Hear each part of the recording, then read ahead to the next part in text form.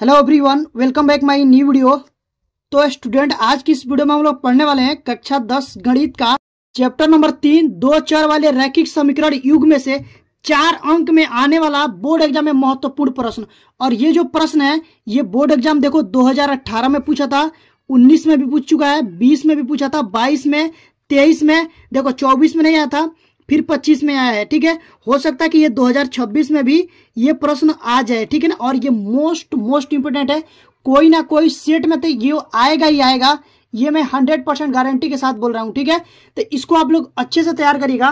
देखिए ये प्रश्न है कि 2x + 3y बराबर 11 और 2x - 4y बराबर -24 को हल कीजिए और इससे m का वह मान ज्ञात कीजिए जिसके लिए y बराबर mx + 4 संतुष्ट हो। ठीक है ना, देखो सबसे पहले हम लोग प्रश्न को अच्छे से पढ़ेंगे, उसके समझेंगे और उसके बाद इसको हल करेंगे। देखिए प्रश्न क्या बोला है, दो समीकरण दे दिया है। ठीक है ना, दो समीकरण, रैखिक समीकरण दिया है दो। ठीक है, इसको हल करना है। इससे हल करके पहले हम x का मान ज्ञात करेंगे और x का मान और y का मान ज्ञात कर लेंगे ना, तो इसमें जब x और y का मान भरेंगे इस समीकरण में तो यहां से m का मान आ जाएगा। ठीक है ना, और प्रश्न में यही बोला है कि m का मान ज्ञात कीजिए। तो चलिए देखिए कैसे ज्ञात करेंगे। तो देखिए सबसे पहले क्या लिखेंगे, यहां पर हम लिखेंगे हल। देखिए ऐसा करा रहा हूं जैसे बोर्ड एग्जाम में हल करना है, ठीक उसी प्रकार से मैं आप लोगों को हल करने के लिए बता रहा हूं और दिखा रहा हूं। इसी तरह से आप लोगों को बोर्ड एग्जाम में हल करना है। तो यहां से लिखेंगे हल लिखने के बाद यहां लिखेंगे दिया है, लिखेंगे दिया है। अब देखिए इसमें दे क्या दिया है, तो इसमें दे दिया है समीकरण दे दिया है 2x + 3y बराबर 11। ठीक है, इसको मान लेंगे समीकरण नंबर 1। ठीक है, और वह उसके बाद फिर दे दिया है 2x - 4y बराबर -24, इसको मान लीजिए समीकरण नंबर 2। ठीक है ना, और यहां पर हम लोग को ज्ञात क्या करना है वो भी लिख लेते हैं। तो यहां से लिखेंगे ज्ञात करना है, ज्ञात करना है m बराबर हम लोग को ज्ञात करना है, यानी कि m का मान ज्ञात करना। ठीक है, अब देखिए यहां पर कोई भी विधि लगाने के लिए बोला नहीं गया कि इस विधि का प्रयोग करिए, तो हम कोई भी विधि लगा के इसको हल कर सकते हैं, या फिर प्रतिस्थापन विधि या फिर विलोपन विधि। आप लोग को जो विधि अच्छा लगे उसको भी लगा के आप लोग हल कर सकते हैं। लेकिन अभी हम लोग क्या यूज करेंगे, प्रतिस्थापन विधि। तो जो भी विधि लगाएंगे उसको हम लोग लिख करके दिखाना पड़ेगा। यहां से लिखेंगे प्रतिस्थापन विधि से, क्या लिखेंगे, प्रतिस्थापन विधि से। अब देखिए ध्यान से समझिएगा कि प्रतिस्थापन विधि से समीकरण को कैसे हल करते हैं। तो यहां से देखो जो दो समीकरण दिया है ना, यहां से हम लोग चलेंगे पहले समीकरण नंबर 1 से। तो यहां पर लिखेंगे समीकरण नंबर 1 से। ठीक है, तो अब देखिए समीकरण 1 है 2x + 3y बराबर 11।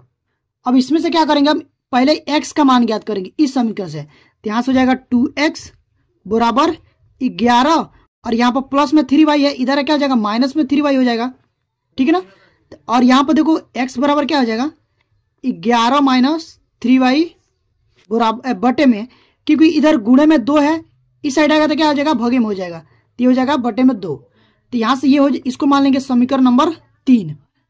ठीक है ना, अब क्या करेंगे, ये जो समीकरण नंबर 3 है ना, इसको ऐसे ही रहने देंगे।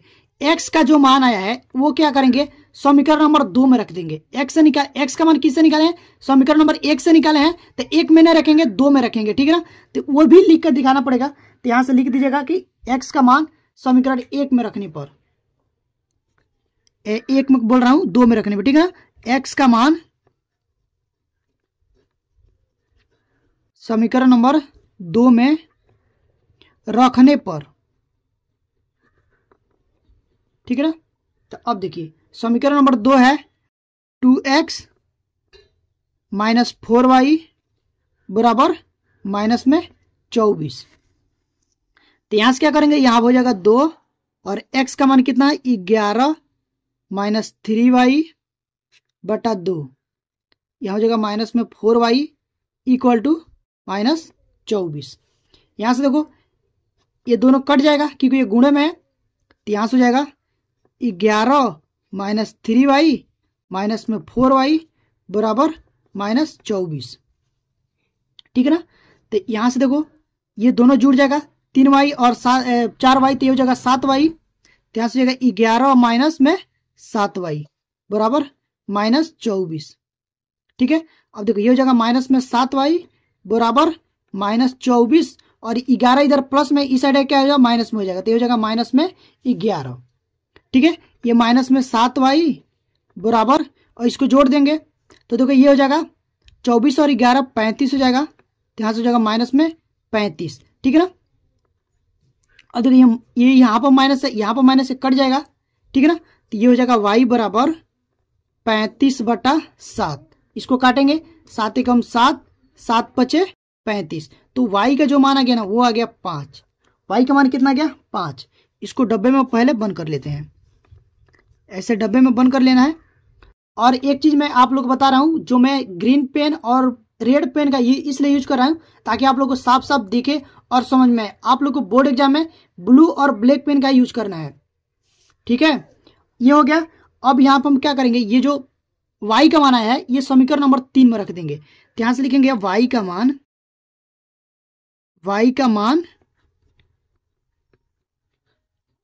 समीकरण नंबर 3 में रखने पर, समीकरण नंबर 3 है x बराबर 11 माइनस 3y/2। तो यहां से मान भरेंगे तो ये हो जाएगा 11 माइनस में 3 गुणे और y का मान है 5/2। ठीक है, तो ये हो जाएगा 11 और 3 × 5 = 15, तो ये हो जाएगा माइनस में 15 और बटे में 2। तो 11 में से जब 15 में से जब 11 को घटाएंगे तो क्या बचेगा माइनस में 4। ठीक है, और ये है 2, 2 एकम 2 और 2 दूनी 4। जो x का मान आएगा वो आया, x का मान आ गया माइनस में 2। इसको भी डब्बे में बंद कर लेते हैं। ठीक है, अब देखिए अब क्या दिया था प्रश्न में वो देख लेते हैं। तो यहां से देखिए ये दिया था ना, यहां पर एक मैं दिखा दे रहा हूं। यहां से देखिए ये दिया है कि y बराबर mx + 4। इसमें से हम लोग क्या करना है, m का मान ज्ञात करना है, और m का मान ही बोला है ज्ञात करने के लिए। ठीक है, तो देखिए इसको कैसे ज्ञात करेंगे। सबसे पहले क्या करेंगे, y का मान देखेंगे। y का मान कितना आया था 5, यहां पर रखेंगे 5 बराबर, ये हो जाएगा m गुणे x का मान कितना है -2, तो यहां से -2 रख लेते हैं और यहां से हो जाएगा 4। तो ये हो जाएगा 5 गुणा कराएंगे इसमें, तो हो जाएगा -2m + 4। ठीक है ना, और यहां से देखो ये 5 हो जाएगा और यहां पर देखो प्लस में 4 है। ठीक है, इस साइड लाएंगे तो क्या हो जाएगा -4 हो जाएगा और ये हो जाएगा -2m। ठीक है, अब देखिए यहां से 5 में से जब 4 को घटाएंगे तो कितना बचेगा, 1 बचेगा। ठीक है, तो 1 बराबर क्या हो जाएगा -2m। ठीक है ना, तो यहां से हो जाएगा m बराबर -1/2। तो m का जो मान है ना वो कितना आ गया -1/2। इसको भी डब्बे में हम बंद कर लेते हैं और यही आंसर हो जाएगा। ठीक है, यहां पर आंसर लिख दीजिए, और हो सकता है तो आप लोग ऐसा भी लिख सकते हैं, यहां पर लिख दीजिएगा अतः, क्या लिखेंगे, अतः m का मान -1/2 है, और उसके बाद आंसर लिख दीजिएगा। ऐसे भी लिख सकते हैं। ठीक है, या फिर इसको डब्बे में बंद करके आंसर लिख सकते हैं, बात दोनों बराबर है। ठीक है ना, तो आई होप कि आप लोगों को ये प्रश्न जरूर समझ में आएंगे। अगर आप लोगों को ये प्रश्न समझ में आया और वीडियो अच्छी लगी है तो प्लीज वीडियो को लाइक करिएगा। चैनल पर पहली बार विजिट किए हैं, यानी कि चैनल पर पहली बार आए हैं, तो चैनल को सब्सक्राइब करके बेल आइकन को प्रेस कर दीजिएगा, ताकि जो भी वीडियो डालूं उसका नोटिफिकेशन आप लोग के पास तुरंत पहुंचे और आप लोग तैयारी अच्छे से हो पाए। तो गाइज अभी के लिए बस इतना ही, मिलते हैं इसी तरह की नेक्स्ट वीडियो में, तब तक के लिए थैंक यू फॉर वॉचिंग।